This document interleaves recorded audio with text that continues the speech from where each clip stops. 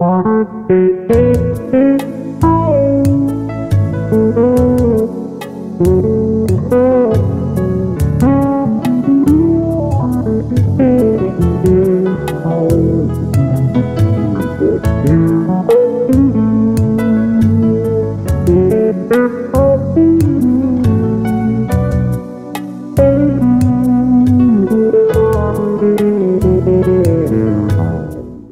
et bienvenue sur la Maison du Père.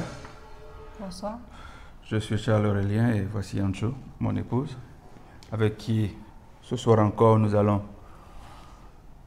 vous entretenir sur les bienfaits de notre Seigneur, sur ce que le Seigneur nous a promis. Mais avant cela, nous prions à ce que la parole que nous allons distiller ce soir, nous le fassions avec la plus grande précision sous l'autorité de l'Esprit Saint. Nous n'oublions pas aussi de prier pour notre Père spirituel, Pasteur John Codiel, et toute sa famille, pour le travail qu'il fait pour le royaume de Dieu. Prions à ce que Dieu continue de le bénir, lui donner la bonne santé. Dans le livre de Jacques, il est écrit que nous demandons très souvent en prière, mais nous ne recevons jamais. Car nous demandons en fait mal. Nous demandons, je dirais, de travers. Mais est-ce que, en réalité, on lui a vraiment demandé ce dont on a besoin? De quoi avons-nous besoin? Vous savez, quand un enfant a besoin d'un crayon, d'un stylo, du pain, il viendra vous le demander de façon très directe. Mais nous, adultes, malheureusement, spécialement avec notre relation avec Dieu, nous prions en général, mais nous ne sommes pas spécifiques. On ne reçoit pas parce que notre âme, notre esprit, âme et corps ne sont pas en synchronie, ne sont pas synchronisés. Et afin de pouvoir recevoir de l'Éternel, il faudra que notre esprit, notre âme et notre corps, tous les trois, doivent être en parfaite harmonie. Et comme cela, lorsque nous demanderons en prière, quel que soit ce que nous demanderons, le Seigneur nous le donnera. Et pourquoi est-ce qu'il nous le donnera? Parce que ce sera selon sa volonté. Lorsque votre esprit, votre âme et votre corps, tous les trois sont en harmonie, vous-même vous devenez en harmonie avec Dieu, votre Créateur, et donc vos souhaits deviennent ses souhaits à lui. Et tout ce que vous demandez, il vous donne. Nous devons savoir qui est Dieu. On prie Dieu, on parle de Dieu à tout bout de champ. Mais en fait, qui est Dieu? Le Dieu de l'Ancien Testament, il est le même Dieu dans le Nouveau Testament. Comme la Bible le dit, Jésus est le même hier, aujourd'hui et il sera le même demain. Mais qui est Dieu? Si on pose la question, qui est Dieu? Comment est-ce qu'on répond? Qui est Dieu? Alors, qui est Dieu? Je vais aller plus profondément sur ça. Pasteur, il reçoit un pamphlet numérique qui nous fait suivre des fois, et dans un de ces pamphlets, il était listé les 9 attributs de Dieu. À la vérité, bien sûr, il y a beaucoup plus que ça, mais aujourd'hui, nous allons commencer avec ça. Et nous allons permettre à Dieu lui-même de se révéler à nous. Donc, le premier attribut de Dieu, c'est Dieu est plein de grâce. Qu'est-ce que ça veut dire? Dieu est plein de grâce. Ça veut dire qu'il vous donnera quelque chose dont vous ne méritez pas, mais que vous allez recevoir de toutes les façons. C'est des bonnes nouvelles. Alors, Dieu est si bon. Donc, tournons-nous dans notre Bible au livre de Romains, au chapitre 8, versets 31 à 32. Que dirons-nous donc à l'égard de ces choses? Si Dieu est pour nous, qui sera contre nous? Lui qui n'a point épargné son propre Fils, mais qui l'a livré pour nous tous. Comment ne nous donnera-t-il pas aussi toutes choses avec lui? Il n'y a personne qui mérite Jésus-Christ, mais Dieu a donné Jésus-Christ à nous quand même. Dieu a pris la chance de voir si nous allons nous répondre. Dieu n'a pas de garantie que nous allons nous répondre, mais il a donné son Fils de toutes les façons, dans le seul espoir qu'il va voir tout le monde recevoir le salut. Parce qu'il veut que tous reçoivent le salut. Okay. Oui, Dieu veut que nous tous, nous recevons le salut, comme on te l'a dit. Dieu n'avait aucune garantie que l'être humain se repente. Mais il a pris sa chance. Il a envoyé son Fils. Son Fils est né, tout comme nous tous humains, est mort pour nos péchés. Et c'est un coup de chance que Dieu a pris. Parce qu'à la fin, il nous aime tellement, il est si bon, qu'il a pris cette chance-là, afin que nous tous, nous ayons le salut. Sacrifier son propre Fils pour que nous tous, nous soyons avec lui demain. Et en cela, par exemple, le pasteur nous a donné un exemple d'un homme de Dieu qu'il a visité il y a quelques années. Il n'était pas encore ordonné pasteur à ce moment-là. Et à la fin de la visite, cet homme de Dieu, en fait, a refusé de prier pour lui. L'épouse de pasteur a eu un cas similaire. En fait, elle connaissait quelqu'un qui a rendu visite aussi à un homme de Dieu qui a refusé de prier pour cette personne. Le pasteur nous a dit que quelle que soit la grandeur de ces hommes de Dieu, malheureusement, cette attitude est complètement fausse, elle est complètement erronée. Pourquoi cette attitude est complètement erronée?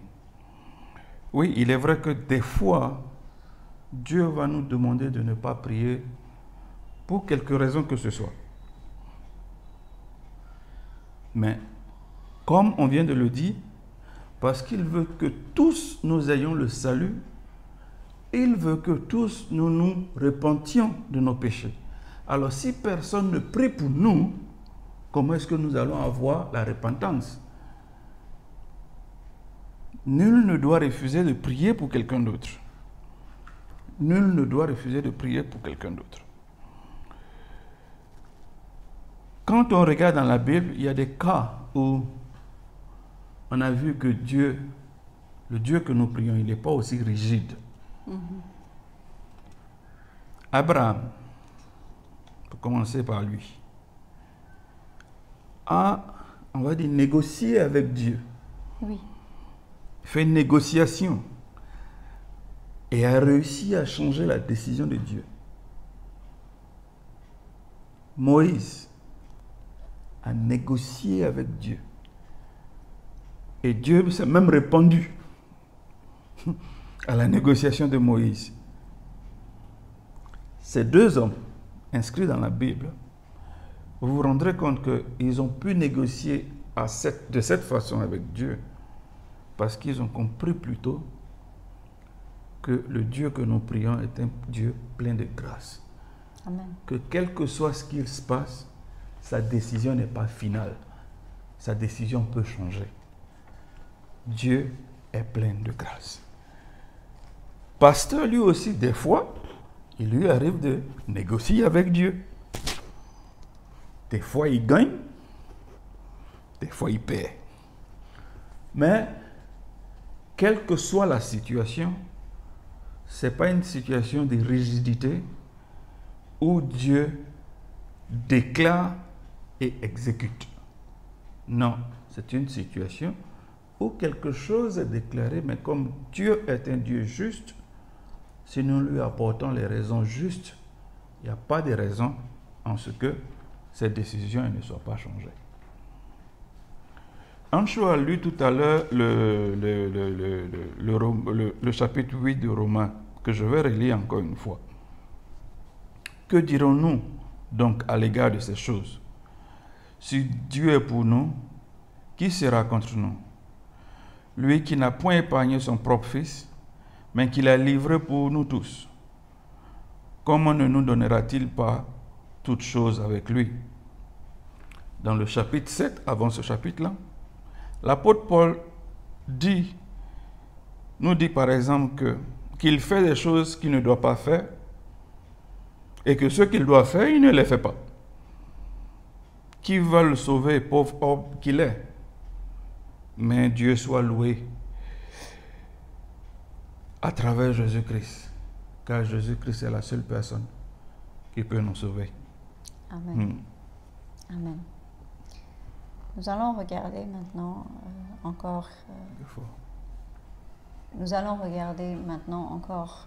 l'attribut. Dieu n'est pas capricieux, c'est-à-dire que son tempérament et son humeur ne sont pas interchangeables. Ça veut dire que Dieu ne se change pas de façon arbitraire, car il est bon tout le temps. Et il désire que nous tous, nous repentions. Dans la version anglaise Voice, dans Ésaïe, chapitre 11, verset 13, il est en fait clairement mentionné que Dieu n'est pas capricieux. Mais malheureusement, en français, la traduction n'est pas claire et manquante. Mais je voudrais que vous compreniez que Dieu n'est pas capricieux. Il ne change pas de façon arbitraire comme ça. Et qu'il se tient pour responsable de quelque chose de très important, c'est sa parole de Dieu. La parole de Dieu. Sa parole. Donc, il se tient pour responsable de ça.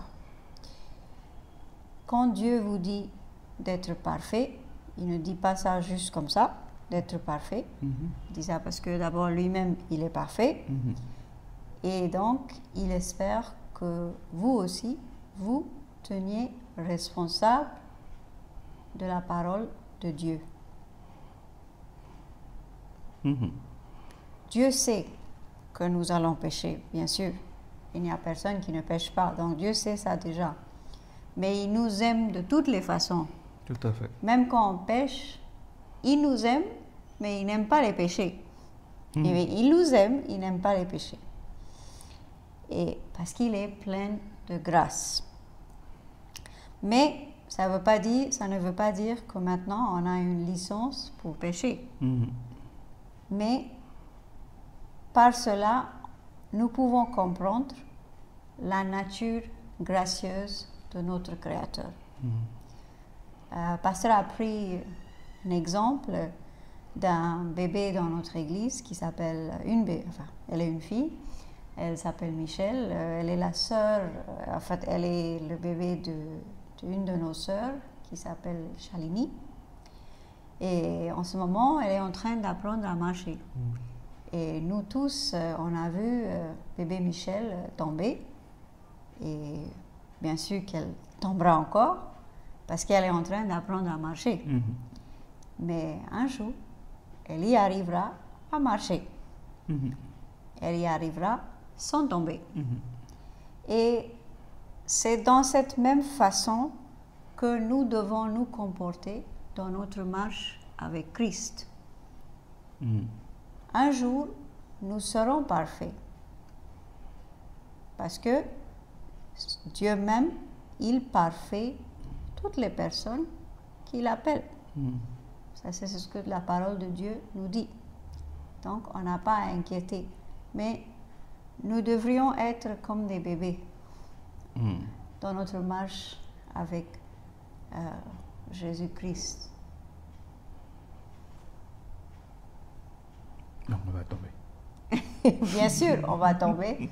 Oui, on va tomber. On va tomber, on va se relever. Mais comme elle a dit, comme un bébé, voilà, on tombe, on se relève et on continue, on essaie. Et un jour, on sera parfait. Et Dieu va nous parfaire parce qu'il parfait toujours ce qu'il a toujours commencé. Amen. Un autre des attributs qu'on va parcourir ensemble, c'est que Dieu est un consolateur, un grand consolateur. Et je vais vous emmener dans la deuxième lettre aux Corinthiens, au chapitre 1, verset 3 à 4, où il est écrit « Béni soit Dieu le Père de notre Seigneur Jésus-Christ, le Père des miséricordes et le Dieu de toute consolation, qui nous console dans toutes nos afflictions, afin que par la consolation dont nous sommes l'objet de la part de Dieu, nous puissions consoler ceux qui se trouvent dans quelques afflictions. » Est-ce que vous avez besoin d'un consolateur?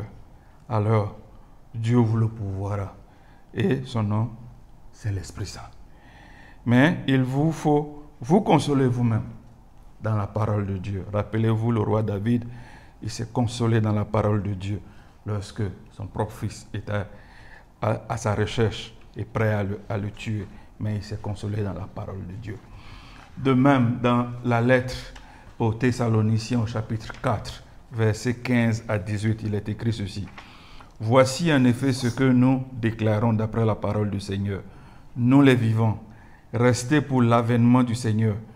Nous ne dévancerons pas ceux qui sont morts, car le Seigneur lui-même a un signal donné, à la voix d'un archange et au son de la trompette de Dieu, descendra du ciel et les morts en Christ ressusciteront premièrement. Ensuite, nous les vivants qui serons restés, nous serons tous ensemble enlevés avec eux sur des nuées à la rencontre du Seigneur dans les airs, et ainsi nous serons toujours avec le Seigneur. Consolez-vous donc les uns les autres par ces paroles.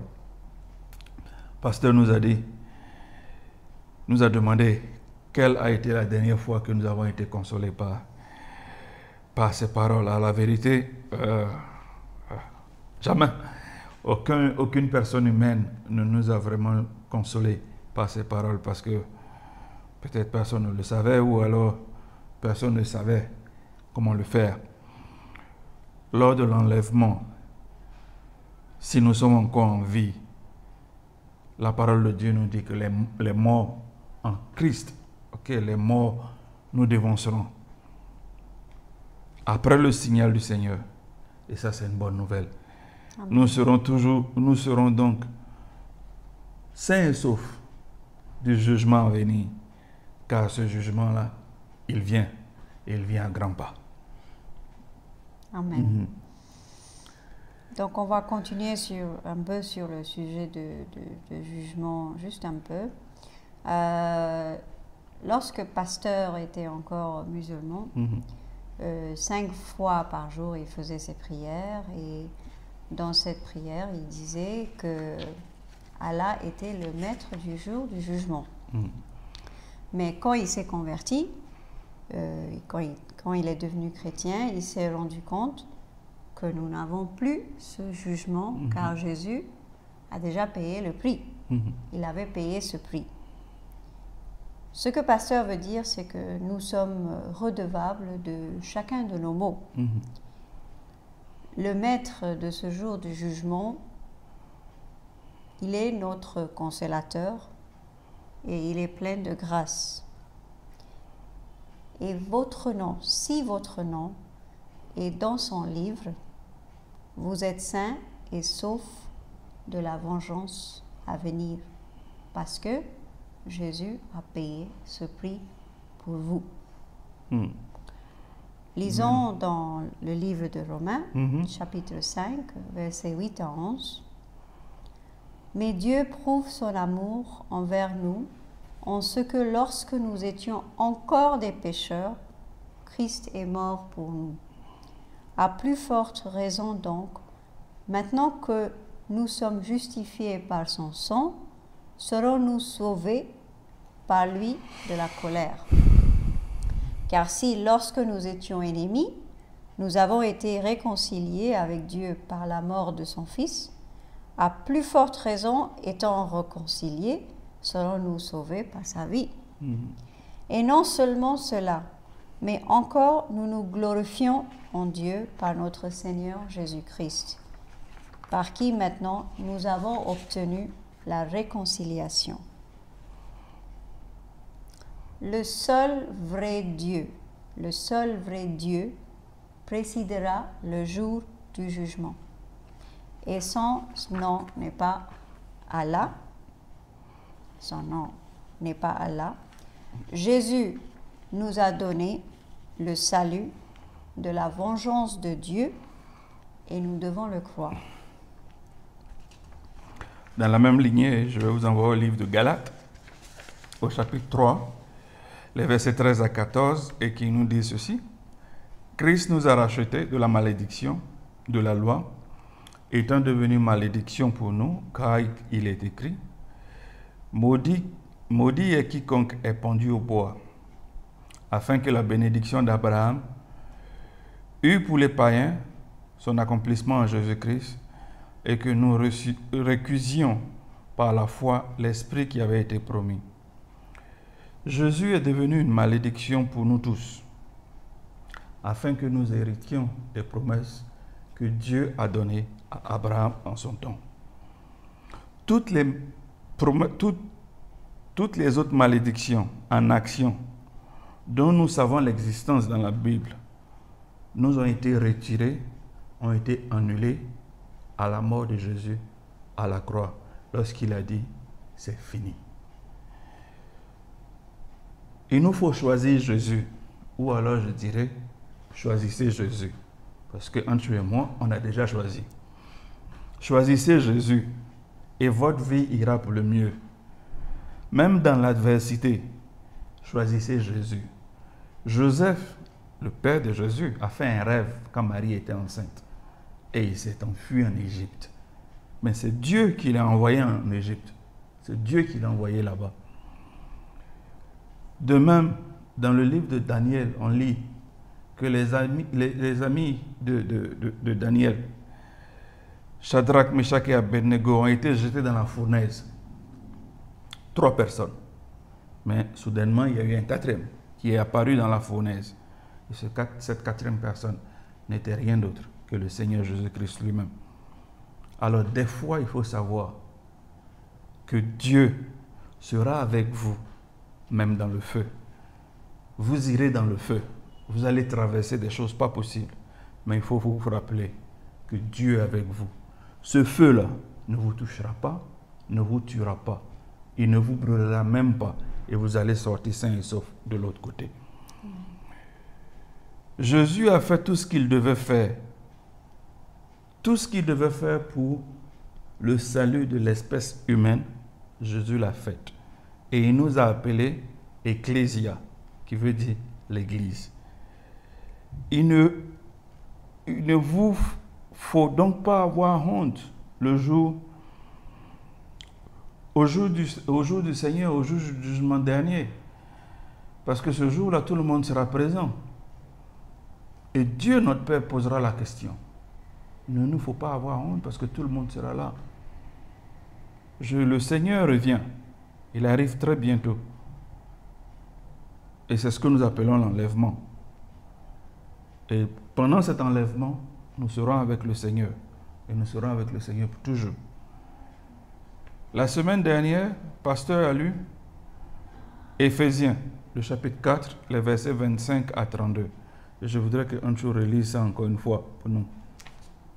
Alors c'est écrit, c'est pourquoi renoncez aux mensonges et que chacun de vous parle selon la vérité à son prochain, car nous sommes membres les uns des autres. Si vous vous mettez en colère, ne péchez point, que le soleil ne se couche pas sur votre colère, et ne donnez pas accès au diable. Que celui qui dérobait ne dérobe plus, mais plutôt qu'il travaille, en faisant de ses mains ce qui est bien, pour avoir de quoi donner à celui qui est dans le besoin. qu'il ne sorte de votre bouche aucune parole mauvaise, mais s'il y a lieu, quelques bonnes paroles qui servent à l'édification et communiquent une grâce à ceux qui l'entendent. N'attristez pas le Saint-Esprit de Dieu, par lequel vous avez été scellés pour le jour de la rédemption, que toute amertume, toute animosité, toute colère, toute clameur, toute calomnie et toute espèce de méchanceté disparaissent du milieu de vous. Soyez bons les uns vers les autres, compatissants, vous pardonnant réciproquement, comme Dieu vous a pardonné en Christ. Là, donc la semaine dernière, on a regardé plus profondément sur le verset sur la colère, et cette fois-ci, le pasteur il nous a expliqué encore un peu sur le verset « N'attristez pas le Saint-Esprit de Dieu, par lequel vous avez été scellés pour le jour de la rédemption. » C'est le verset 30. Oui. Donc, on est tous scellés avec l'Esprit Saint de Dieu jusqu'au jour de la rédemption. Et la Bible nous dit de nous consoler les uns les autres avec ces mots. Que on est tous scellés avec l'Esprit Saint de Dieu. Que vous l'aimiez ou pas, ce jour viendra, et très bientôt, comme Charles a dit. Pasteur a aussi terminé avec notre verset, dans ces versets, où c'est écrit « Pour avoir de quoi donner à celui qui est dans le besoin ». Donc, en tant que chrétiens, nous devons travailler pour donner et non pour vivre. Parce que Dieu lui-même prend soin de nous et de nos besoins. Avant le péché originel, on pourrait dire que Adam, en fait, il avait un service de chambre ou encore room service, comme dans les hôtels. Et il n'était inquiet de rien du tout. Et nous sommes appelés à faire pareil, car le Seigneur pourvoira à tous nos besoins selon sa richesse avec gloire en Jésus-Christ. Amen. Amen. Amen. Autant vous donnez, autant vous en recevez. Alors, une fois de plus, je le répète, en tant que chrétien, on ne travaille pas pour vivre. On ne vit pas sur les revenus de son travail. On les donne à ceux qui en ont besoin, aux nécessités, au travail de Dieu, parce que Dieu lui-même, il pourvoira à nos besoins. Dieu lui-même s'occupera de nous, car il est si bon. Aujourd'hui, nous avons appris que Dieu est plein de grâce. Il est non capricieux. Il est notre consolateur. Ça, c'est le Dieu que nous prions. C'est Jésus. Il faut croire en lui. Il revient bientôt. Pas comme un bébé cette fois-ci, mais comme le roi des rois et le Seigneur des seigneurs. Amen. Il revient bientôt. Et il faut qu'on se prépare à le recevoir. Que Dieu vous bénisse. On se dit à la semaine prochaine. We do not want to end this message of hope and love without letting you know that if you confess with your mouth the Lord Jesus and believe in your heart that God has raised him from the dead, you will be saved. Whoever calls on the name of the Lord shall be saved.